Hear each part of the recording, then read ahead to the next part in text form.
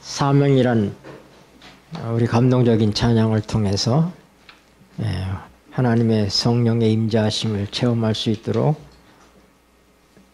귀한 은혜로운 찬양을 불러주신 두 분께 감사를 드립니다. 네, 우리 하나님 말씀 에베소서 3장 말씀 보시겠습니다.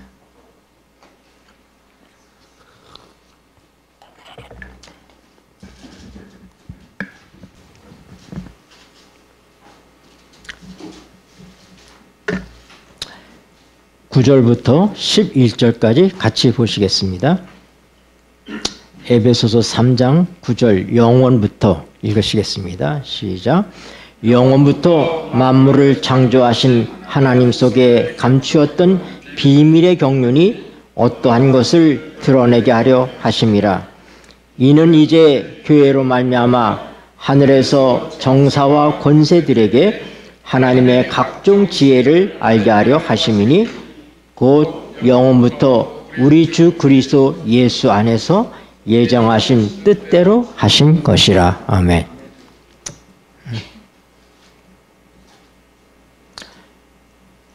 네, 하나님은 비밀이십니다. 우리 예수님 요한계시록 보면은 예수님에 대한 그 묘사 가운데 비밀, 충신 이런 말들이 나오죠. 네. 하나님은 하나님 스스로를 밝혀주시지 아니하시면은 아무도 하나님을 알 수가 없습니다. 네, 그런 의미에서 하나님은 비밀이십니다. 인간의 탐구를 통해서 하나님을 알 수가 없습니다. 인간의 지혜로 하나님을 알 수가 없어요. 그래서 우리가 믿는 이 기독교는 계시 종교라고 얘기합니다. 하나님께서 스스로를 우리에게 나타내 보여주셨다고 하는 것입니다. 그런데 하나님을 나타내 보여주셨을 때 하나님을 하나님으로 바르게 볼 수 있도록 깨닫게 하시는 분이 누구시냐면 성령님이신 것입니다. 그래서 성령님 외에는 하나님 영 외에는 하나님을 알 자가 없습니다. 그분만이 하나님을 아십니다. 그러므로 하나님께서 성령을 우리에게 보내신 것입니다. 이 모든 구속의 과정은 하나님의 비밀 속에 있는 하나님의 영원히 감춰 있는 하나님의 계획 속에 있는 것들입니다. 그런데 그 비밀이 드러납니다. 네. 우리가 성경에서 얘기하는 비밀, 바로 그 비밀은 우리 안에 계신 예수 그리스도가 그 비밀이다. 그렇게 성경이 얘기합니다. 오늘 이 에베소서에는 영원부터 만물을 창조하신 하나님 속에 감추었던 비밀의 경륜이 어떠한 것을 드러내게 하려 하심이라. 하나님께서 감추어있던 영원한 비밀, 그 비밀의 경륜을 나타내 주셨는데 그게 곧 뭐냐면은 교회를 통해서 하나님께서 우리 지난 시간에 이제 꽤 시간이 지났어요. 제가 2주일 동안 우리가 그 손님들을 모셔가지고 말씀을 들었기 때문에 지금 오늘 제 말씀은 이 2주일 전의 말씀에서부터 연결되는 말씀입니다. 그리고 그때 하나님이 창조 속에 있는 교회에 대해서 우리가 하나님이 교회를 창조하셨다고 하는 것입니다. 그래서 하나님의 교회 창조는 어떤 의미에 있어서 죄와 상관없이 하나님께서 계획하신 것이었다고 하는 것입니다. 왜냐하면 에베소 5장을 통해서 나타나는 하나님의 교회에 대한 창조의 역사는 창세기 2장과 연결이 되어 있기 때문이죠. 그래서 아담을 통해서 아담을 잠들게 하심으로 잠자는 동안에 아담의 갈비뼈를 취해서 여자를 만드셔서 가정을 이루십니다. 그와 똑같이 하나님께서는 예수 그리스도를 잠들게 하심으로 십자가의 죽음을 통하여 교회를 창조하십니다. 그게 에베소 5장의 얘기예요. 그런 의미에서 우리도 그거 볼 때 이 잠은 죄와 상관없는 잠입니다. 왜냐하면 아담이 범죄하기 전 창세기 2장의 사건이잖아요. 하와를 창조하시는 하나님의 역사는 죄와 상관없는 역사예요. 근데 그것과 똑같은 하나님의 비밀의 경륜 속에 있는 것이 교회라고 하는 것입니다. 그 교회는 물론 우리가 죄라고 하는 이 엄청난 과정을 겪고 있지만은 그런 하나님의 생각 속에는 그 죄라고 하는 구렁텅이를 뛰어넘는 창조 때 창세기 2장의 사건과 방불한 예수 그리스도의 자매라고 하는 것은 죽음과 상관없는 그런 자매입니다. 그러니까 죄와 상관없는 그런 의미의 죽음을 통해서 교회를 창조하시는 역사인데, 이걸 통해서 하나님께서 뭘 하셨냐면은 이는 이제 교회로 말미암아 하늘에서, 어디에서요? 하늘에서. 그러니까 교회는 이 땅에 세우시는데 왜 하늘에서 나오는가? 여러분 이상하지 않아요? 하늘에서 정사와 권세들에게 하나님의 각종 지혜를 알게 하려 하심이니. 그러니까 하나님께서 교회를 창조하시는 역사는 하나님의 영원한 감춰 있는 이 비밀의 경륜이 교회를 세우시는 것인데, 그 교회를 통해서 하나님께서 하시고자 하시는 건 뭐냐면은 하늘에서 정사와 권세들에게 하나님의 지혜를 알게 하신다고 하는 것입니다. 이 부분은 우리가 많이 살펴봐야 될 부분입니다. 이건 엄청난 하나님의 비밀의 경륜이 이 속에 숨겨져 있는데, 그것이 뭘 통해서요? 교회를 통해서요. 근데 교회라고 하는 단위는 가정에서부터 시작합니다. 교회 창조와 가정을 세우시는 것과 같이. 그래서 남편이 여자의 머리됨이 예수님이 교회의 머리됨과 같다, 그렇게 얘기합니다. 그러니까 가장 작은 교회 단위는 뭐예요? 가정입니다. 가정에. 그런데 예수님이 어떻게 교회를 세우셨느냐? 그의 죽으심을 통해서. 아담이 어떻게 하와를 창조하는가? 하나님께서 하와를 창조하시는가? 아담의 잠을 통해서. 잠은 많은 경우에 죽음이라고 얘기하죠. 그러므로 남편들은 예수님이 교회를 위해서 자기 몸을 희생한 것처럼 남편들은 아내를 위해서 자기를 그렇게 희생해야 된다고 하는 것을 우리에게 말씀하고 있는 것입니다. 그래서 예수님의 죽음을 통하여, 예수님의 희생을 통하여 교회가 세워지는 것처럼, 교회가 창조되는 것처럼 가정에서는 남자의 희생을 통해서, 남자의 죽음을 통해서 가정이 세워진다고 하는 것이 성경의 원칙입니다. 그럴 때 교회가 예수님을 바라보고 그분에게 충성하는 것처럼 아내들이 남편에게 순종하게 돼 있는 것이, 그것이 가정입니다. 이것이 한 가정이 하나님의 창조 속에서부터 바르게 세워질 때 그걸 통해서 하나님의 교회들이 세워져 나가게 되는데, 우리가 예수 그리스도는 교회의 머리라고 그러셨어요. 우리는 그의 몸의 지체들이라고 그랬습니다. 그래서 우리가 각 구성원들이 되어서 우리가 어떻게 해요? 이 교회라고 하는 그리스도의 몸을 통해서 살아가게 되어 있는 것입니다. 전투에 있어서도 개인 전투, 군인들이 그걸 각계 전투라고 그러죠. 그래서 혼자서 적과 싸우는 전투를 하지만은 전쟁의 많은 부분은 개인 전투가 아니죠. 각계 전투가 아니라 팀 전투예요. 그래서 우리가 미국과 우리가 같이 하는 훈련을 뭐라고 그래? 팀 스피릿이라고 얘기하잖아요. 그래서 사단과 우리의 전쟁은 각계 전투도 필요하지만은 뭐가요? 팀으로 하는 싸움이 중요하다 하는 사실인 것입니다. 그래서 우리가 교회의 중요성, 우리 지체와 지체의 중요성을 알아야지 되고, 나도 한 지체로서의 할 일이 있는가 하면은 또 내 형제와 자매들이 나를 위해서 해야 될, 내가 도움을 받아야 될 분명한 점이 있다는 사실을 우리가 아는 데까지 우리의 영적 삶이 진행되어 나가야 된다고 하는 것입니다. 그래서 이 발이 얘기하는 거야. 야, 너는 위에 멀뚱멀뚱 떠서 뭐해? 너 어디 갈 수 있어? 내가 가야 가지. 너 필요 없어. 하고는 발이 막 가다가 장애물에 걸려서 전보산대에다 머리를 쾅 부딪히고 난 다음에는 뭐라고요? 아, 눈이 필요한 거네.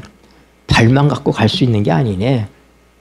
그런 것처럼 우리가 우리 교회 모든 구성원들, 예수 그리스도의 몸의 지체들이 뭐예요? 우리가 피차를 필요로 하고 있다는 사실을 알아야지 되는 것입니다. 우리 피차가 서로를 도와야 되고 알아야 되는 것입니다.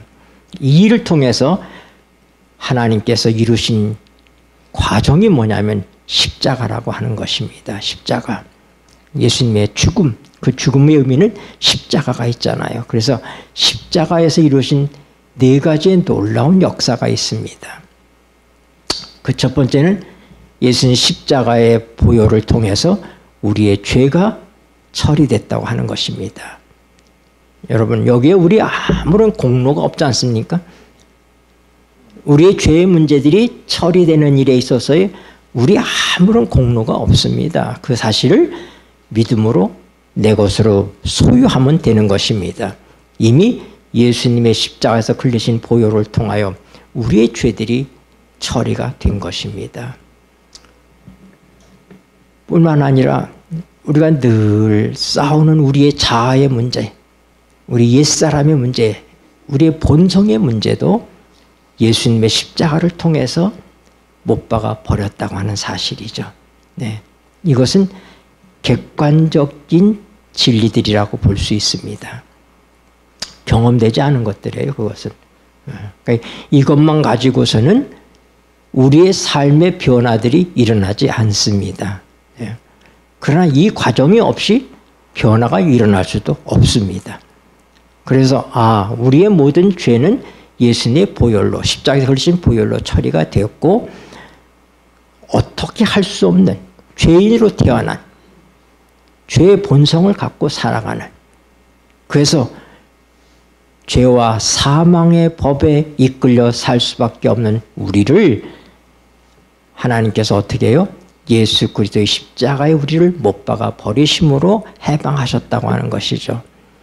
그 일을 통해서 이루신 역사가 예수님께서 십자가를 통해 승리하신 다음에 하늘에 올라가셔서 그가 다시 한번 온 우주의 왕이신, 만왕의 왕이요 만주의 주로서 등극하시는 것입니다. 그게 오순절의 역사예요. 그때 누가 내려오십니까? 성령이 우리에게 오시는 것입니다. 그래서 어떻게 해요? 예수 그리스도의 생명이 성령을 통해서 우리에게 심겨집니다. 우리가 여러 측면으로 설명을 했어요. 뭐예요? 접붙임의 얘기도 얘기했고, 네? 우리 로마서 6장 5절에 보면은 그의 죽으심을 본받아 연합한 자가 되었으면 그의 부활을 본받아 연합한 자가 되리라. 연합하다 하는 말이 뭐냐면 영어로 그래프티트야. 그래프티트. 그것은 뭐냐면 접붙인다 하는 의미예요. 접붙인다. 네. 우리 접붙임 얘기를 했잖아요. 그러니까 우리에게 그 접붙임, 우리가 먹는 모든 맛있는 부자 사과는 다 접붙인 거예요. 네. 맛있는 감도 다 접붙인 겁니다. 모든 게 다 좋은 건 다 접붙인 것들이에요. 그러니까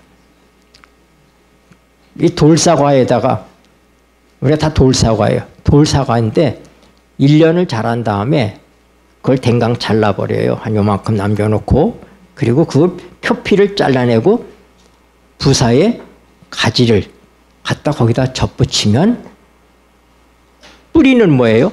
돌사과인데 무슨 나무가 되는 거예요? 부사나무가 되는 거예요. 우리가 육의 몸을 가지고 있어요. 우리 뿌리는 육이에요. 육의 몸을 가지고 있지만 십자가에 우리를 못 박아 버리시고 거기에 어떻게 했다고요? 예수 그리스도의 생명을 접붙인 것입니다. 그래서 어떻게 돼? 이제 이 부사나무에서 싹이 나서 자라면 거기에 뭐가 달려? 부사가 달리는 거예요. 그러니까 우리를 통해서 성령의 열매가 맺히는 것은 뭐예요? 하나님의 성령을 통해서 예수 그리스도의 생명이 접붙였기 때문에 그렇게 되는 거예요. 그래서 십자가의 세 번째 역사가 뭐냐면 예수 그리스도의 십자가의 죽음을 통하여 예수 그리스도의 생명이 우리에게 왔다고 하는 사실입니다. 그래서 거듭남이라고 하는 것은 부활과 관련이 있다고 그랬죠. 그의 부활하심으로 말미암아 우리를 거듭나게 하시고, 예수님이 육체로는 죽임을 당하시고 영으로는 살리심을 받으셨기 때문에 그가 육체로 죽을 때 우리의 육체가 십자가에 못 박히고 그가 영으로 부활할 때 우리도 영으로 부활했기 때문에 어떻게 하나님의 성령이 우리 속에 오시게 된 것입니다. 영은 영으로 통하는 거예요. 그래서 우리에게 마비되어 있던 우리 속에 하나님의 영이 우리 속에 있습니다. 하나님의 영이 우리에게 있지만은 그러나 범죄한 이후에 그 영이 마비되어 버려서 하나님과 관계가 끊어져 버렸습니다. 그래서 모든 사람은 영이 죽은 상태로 하나님과 관계가 끊어진 상태로 이 세상에 태어납니다. 그래서 뭐 해야 돼요? 물과 성령으로 거듭나야 된다고 얘기했잖아요. 그게 뭐예요? 우리에 있는 죽어있던 영이 살아나야 되는 것입니다. 그래 누가 올 수 있어요? 하나님의 성령이 우리의 영에 임하시게 되는 것입니다.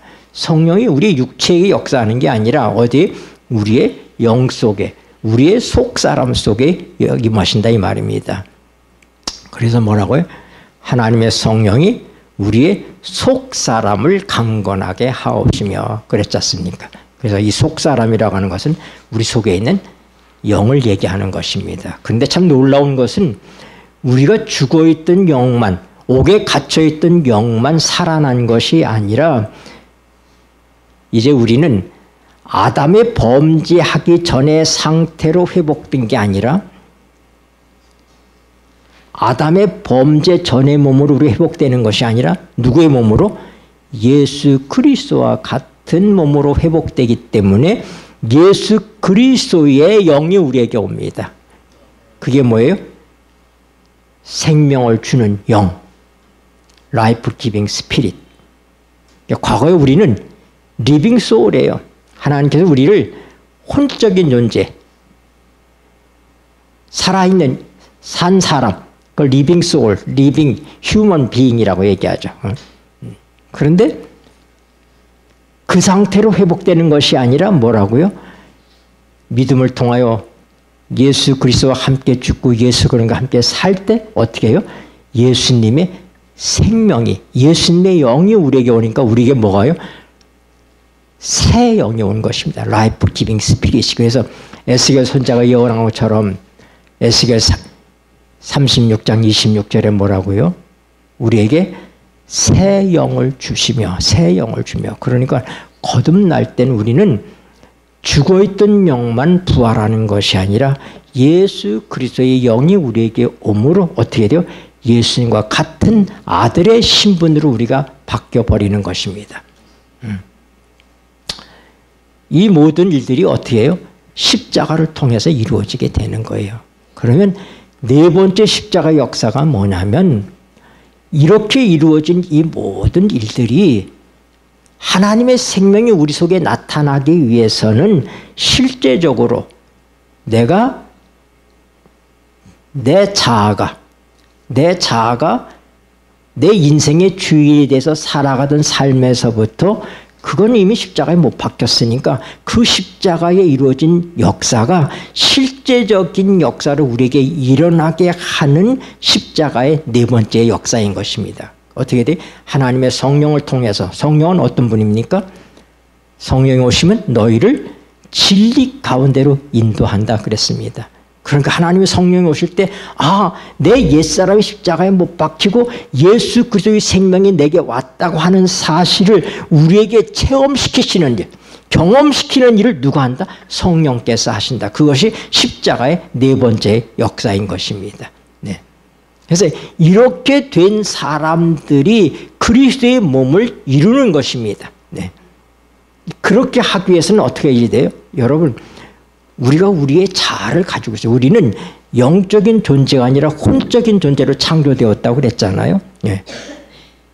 근데 하나님께서 에덴 동산에 생명과와 선과 악을 알게 하는 지혜의 실과를 줬습니다.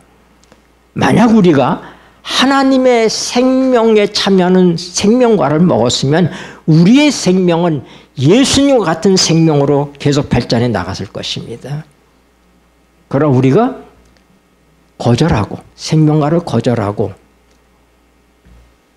지혜를 알게 하는 선과 악의 실과를 먹음으로 인해서 어떻게 됐어요? 우리는 자아 비대증의 환자들이 된 것입니다. 내가 하나님이 되어버렸어요. 그래서 우리가 어떻게 돼? 우리 혼이 비대해져 버렸습니다. 인간은 뭐냐면 이제는 내가 하나님의, 내가 중심에. 그래서 말할 수 없이 어떻게 됐다? 우리 자아가 비대해졌어요. 여러분, 자아라고 하는 거, 혼이라고 하는 거 하나님께서 우리에게 창조해 주신 것입니다. 그러므로 우리가 자아가 없어져야 되는 거 아니에요. 우리 자아가 있어야 됩니다. 그러나 그 자아가 하나님의 생명과 연결돼서 하나님의 생명의 컨트롤을 받게끔 되어 있었는데 그것이 끊어져 버리니까 어떻게 돼? 스스로 자라나 버려요. 스스로. 우리의 이 자아가 비대해져 버린 거예요. 이게 죄인의 모습인 것입니다.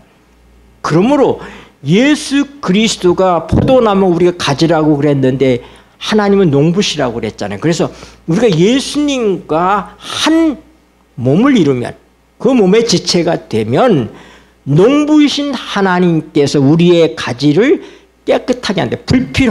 불필요하게 남발되어 있는 우리의 가지들을 쳐내는 것을 누가 하신다? 하나님께서 하신다고 하는 거예요. 이것이 우리에게 필요한 역사인 것입니다. 그래서 어떻게 돼? 아, 내가 지금 하나님의 성령이 이끌려 살고 있는가? 내 자아가 하나님에 대해서 살고 있는가? 하는 것들을 우리가 어떻게 알 수 있는가? 왜냐하면 많은 사람들이 하나님을 믿는데도 어떻게 돼요? 자기 중심적으로 하나님을 믿어요. 발람이라고 하는 민수기 20장에 보면 발람이라고 하는 선지자가 나오는데 발람이라고 하는 선지자가 바락이 그를 데려오라고 한단 말입니다. 높은 자리 주겠다고. 그래서 이스라엘을 저주하라고 얘기하는 거예요. 가야 돼? 가지 말아야 돼? 당연히 가지 말아야 되지. 근데 뭐예요? 그 높은 지위와 금은 보화가 눈에 어른거리는 거예요. 그러니까 그의 마음속에 하나님의 영은 가지 마라 하고 있는데 그거 아니고 가고 싶은 마음이 내 자아가 비대해져 가지고 하나님의 성령의 소리를 짓누르고 가려고 하는 거예요. 마음이 그쪽으로 기울어 버렸어요. 사람들 와서 가자고 그러니까 뭐라고 그래? 말은 내가 하나님께서 허락하지 간다. 말은 그렇게 하고 있지만 내 마음은 이미 다 팔려버렸어요. 거기 가고 싶은 거에 다 거기 가 있는 거예요. 이것이 인간의 모습이에요. 우리가 오늘 하나님을 믿는다고 하면서도 어떻게 돼? 내 자아가 하나님의 성령의 역사하심이 우리 속에 역사하고 있지만 그거를 어떻게 짓눌러 버리고 내가 자아 비대증 환자가 돼서 그걸 누르고 내가 스스로 뭘 하는 거예요. 교회에서도 이런 일이 엄청 많아요. 네. 뭘 교회에서 하자고 그럴 때 정말 그게 하나님이 기뻐하시는 것인지 아닌지 그거 분별하지 않고 으쌰으쌰 하자고 하는 경우가 참 많습니다. 그런 하나님의 음성을 듣는 자들이 반대한다 할지라도 그 소리가 작고 목에 힘주는 사람들, 목사님이나 장로님들 이런 사람들이 하자고 그러면은 전혀 하나님 원하시지 않는 건데도 어떻게 해요? 할 수 있는 거예요. 그 하나님이 일을 하는 것이 전부 영적이다. 아닌 것입니다. 전혀 아닙니다. 네. 우리는 그걸 분별해야지 돼요.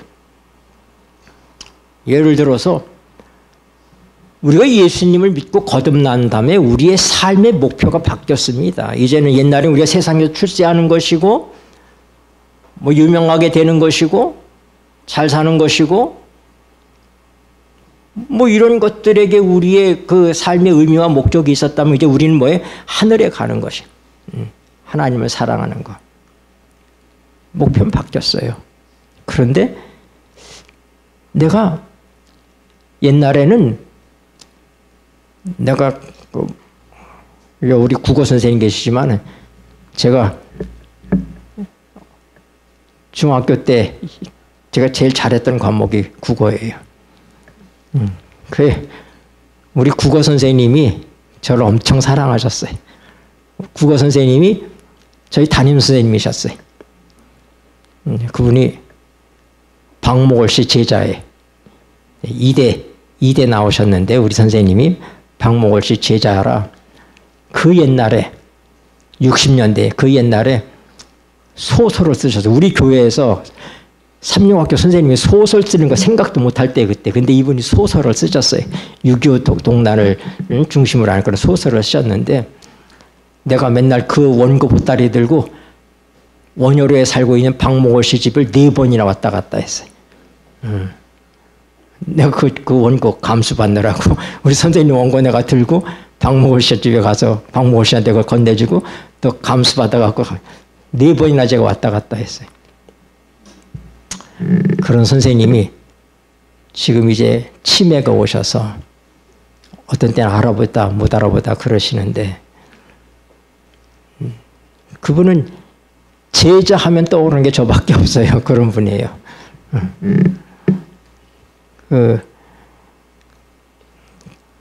제가 전에 장희동교에서 목회할 때인데 그때 우리 선생님이 거기에 집사님이셨어요. 그 교회 집사님이셨어요. 얼마나 저를 아끼시는지 오늘 아침에 이제 방문 가려고 사택에서 나오려고 그러는데 소리를 지르는 거야. 김 목사 하고 소리 지르는 거야. 그러니까 밖에 있는데 문 앞에다가 이거 꼭 챙겨서 먹어. 건강 나빠지지 않다면 놓고 하는데 아로나민 골드를 거기다 사놓고는 그리고는 귀찮게 할까 봐 문 열어달라고 안 하고 문 앞에 놓고는 그냥 가버리시는 거예요.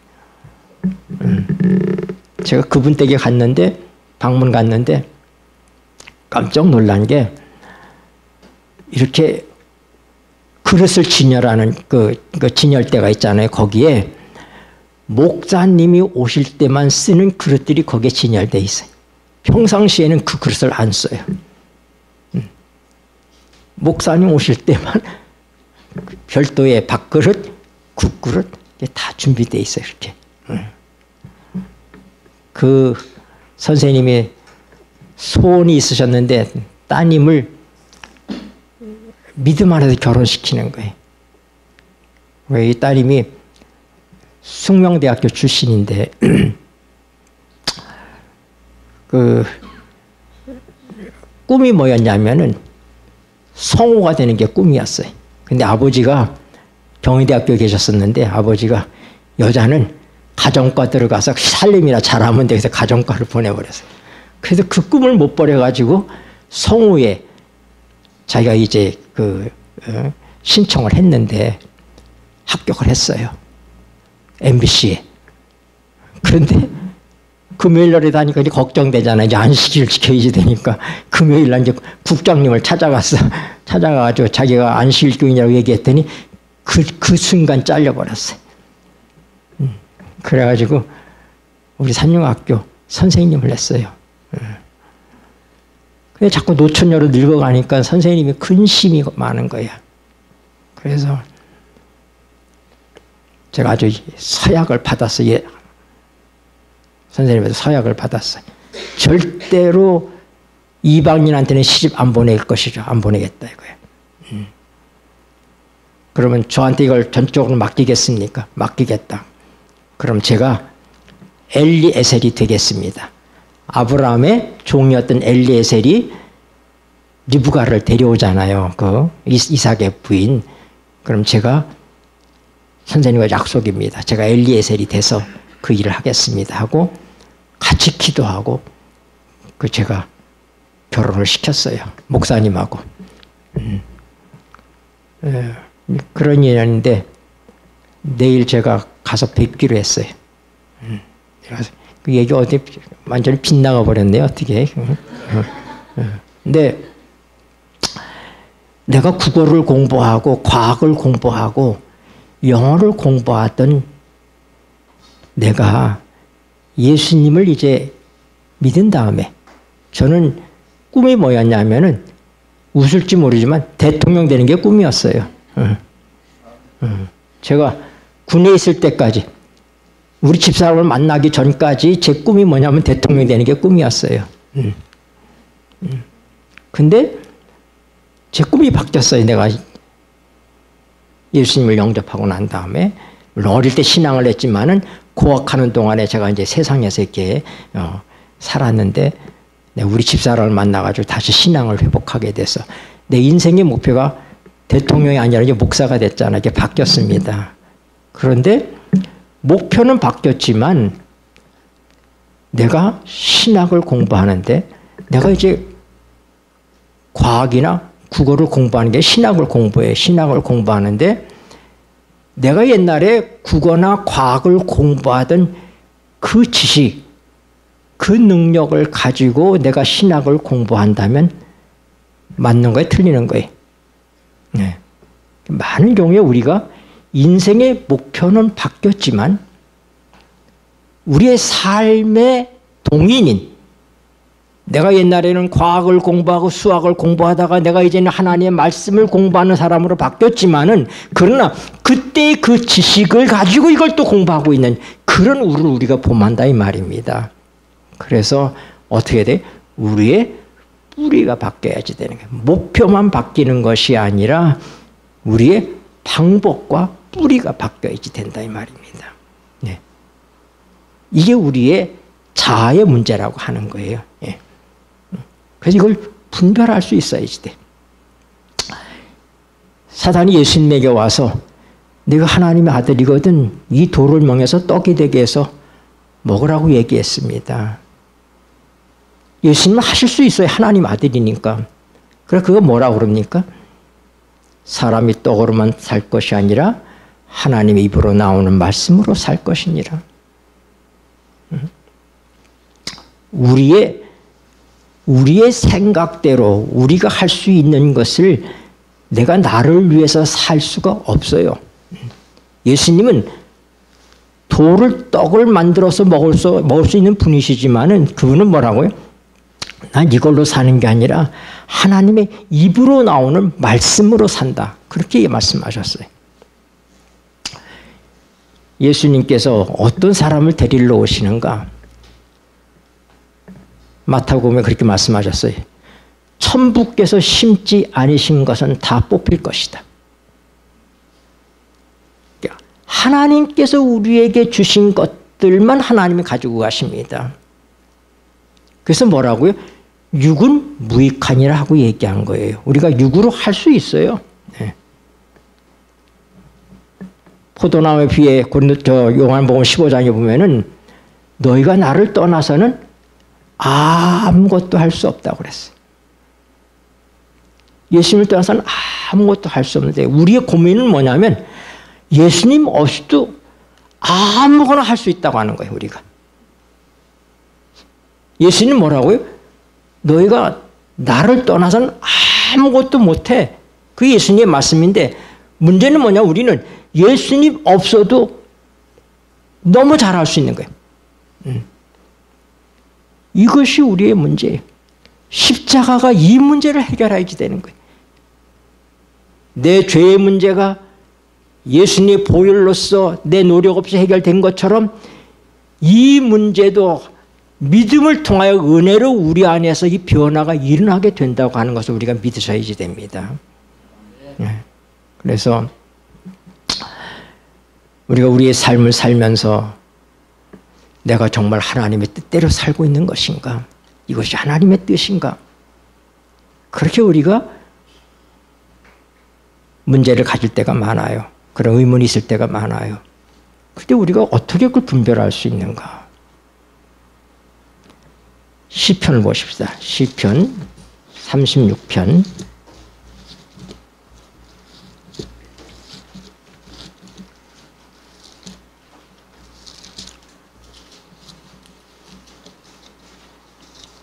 9절입니다.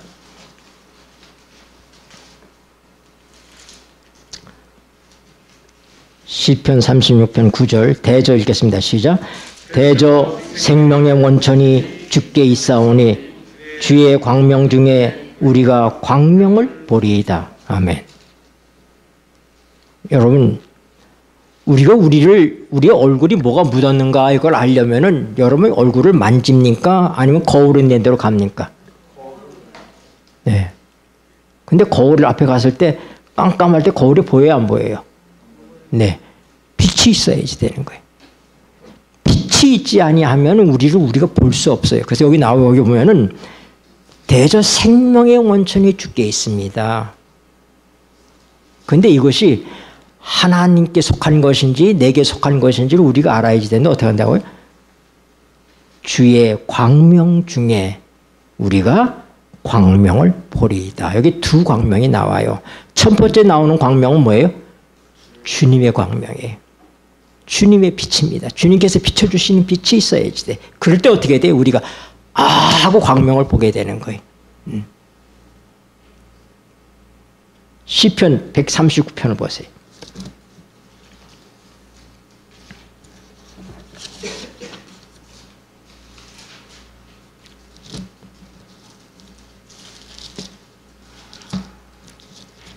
(23절)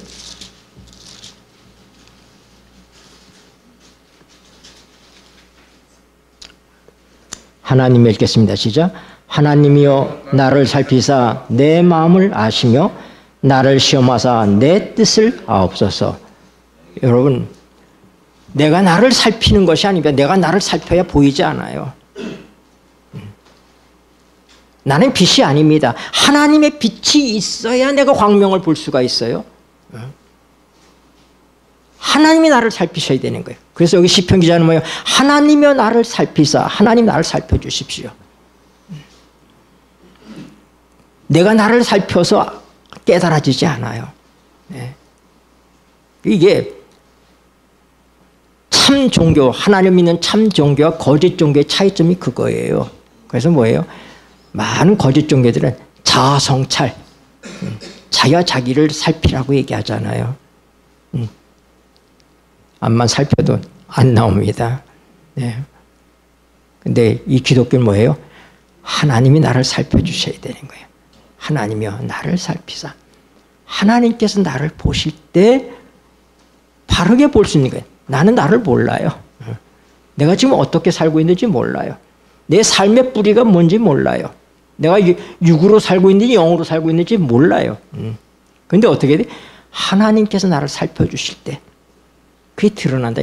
하나님의 광명 가운데 내가 있을 때 비로소 하고 깨달았게 되는 거예요. 119편이요. 시편 119편 130절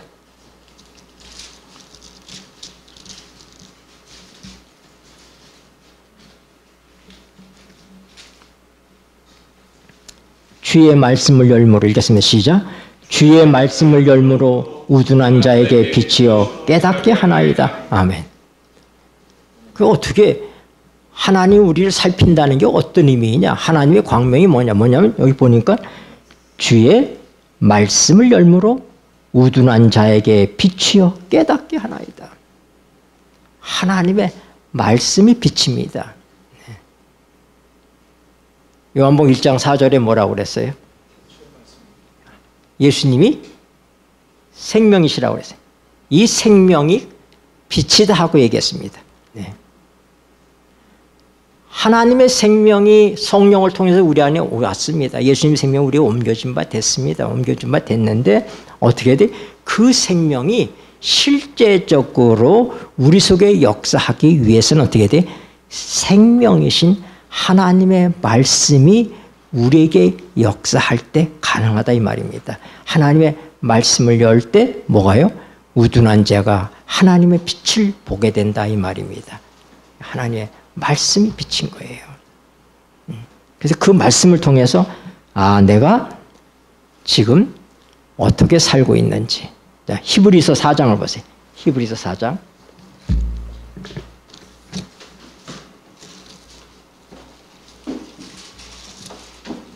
12절 13절.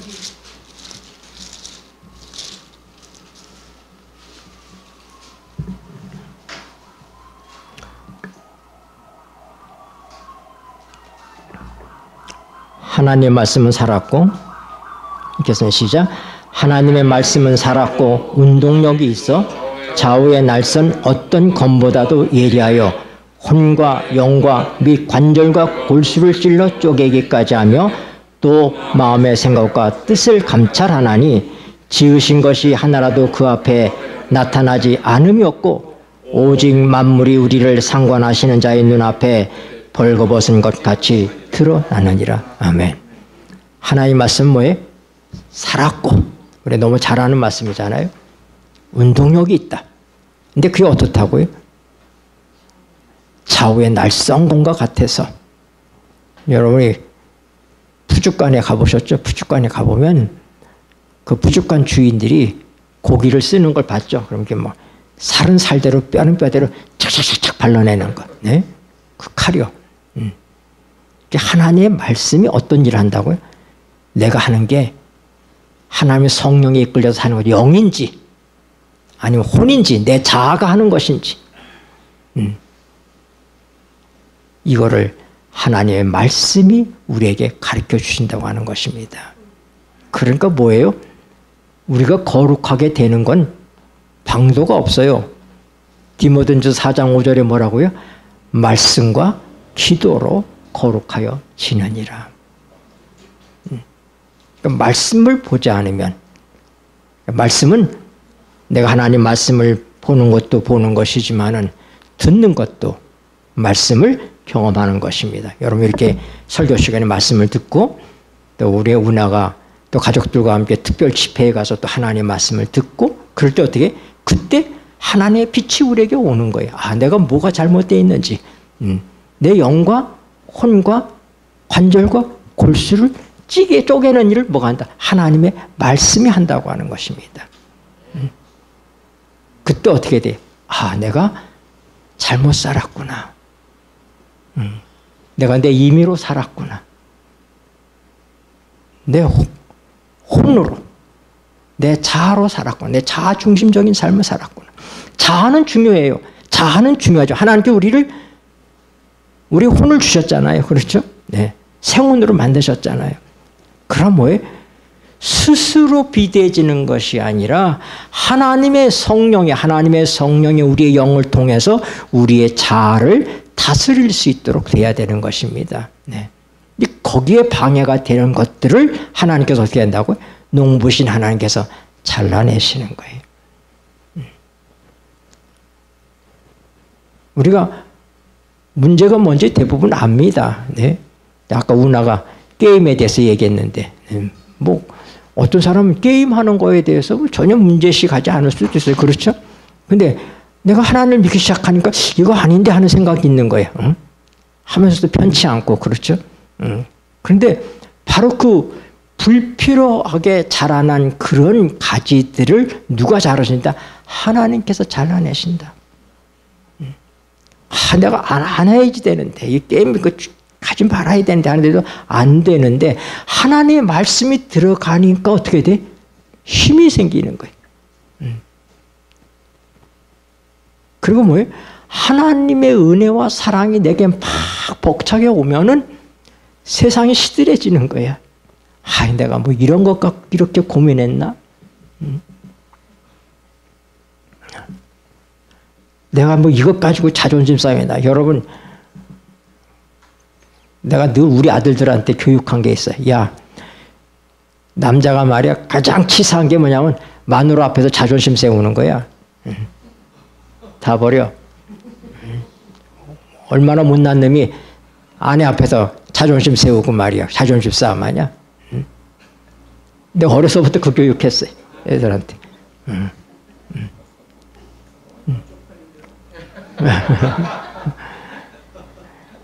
하나님의 은혜가 우리에게 임하면 그런 자존심 그냥 녹아 없어지는 거예요. 아내는 연약한 그릇이라고 그랬는데 내가 보살펴야 되는 그릇인데 하나님의 말씀의 빛이 우리에게 비치고 하나님의 은혜와 사랑이 우리에게 역사할 때 빛이라고 하는 건 뭐냐면 구부러지질 않아요. 빛은 직진합니다. 빛은 직진해요. 그러니까 타협하지 않아요. 빛은. 하나님의 말씀은 타협을 가르치지 않아요. 우리는 우리 자아가 자꾸 타협을 하죠. 빛은 직진해요. 그리고 빛은 뭐예요? 살균해요. 소독하는 것이 있어요. 그래서 어떻게 돼? 우리의 병들어 있는 부분들을 하나님의 치료의 광선이 말라기에 있는 것처럼 치료의 광선이 우리를 치료합니다. 이제 시간이 돼서 제가 말씀을 줄이면서 그리고 다음 시간에 예수님께서 말씀하시길 너희가 나를 따라오려거든 자기 십자가를 지고 나를 쫓을 것이니라 말씀하셨어요. 그 의미가 무엇인지 자기 십자가를 진다는 의미가 무엇인지 우리가 다음 시간에 함께 살펴보도록 하겠습니다. 기도하시겠습니다. 고마우신 하늘아버지, 십자가를 통해서 우리에게 베풀어 주신 놀라운 축복과 은혜를 인하여 감사를 드립니다. 내 의지와 선택에 상관없이 주님의 십자가를 통하여 주의 보혈이 우리의 죄를 용서하시고 우리의 옛사람을 못 박아 버리시고 약속하신 성령님이 오셔서 예수님의 생명을 우리에게 심으시고 마찬가지로 불필요하게 자라난 남발에 있는 우리의 자아의 불필요한 가지들을 농부신 하나님께서 잘라내시는 이 놀라운 역사 속에 우리를 은혜로 성공하는 주의 백성 되게 하셨사오니 감사합니다. 우리가 주의 말씀을 보는 일을 게으리 하지 않도록 도와주시고 주의 말씀의 빛을 통하여 그 빛이 하나님의 영원한 생명의 빛으로 우리 속에 역사하시는 그 역사를 방해하지 않는 우리가 되게 하여 주시옵소서. 예수님의 이름으로 기도드립니다. 아멘.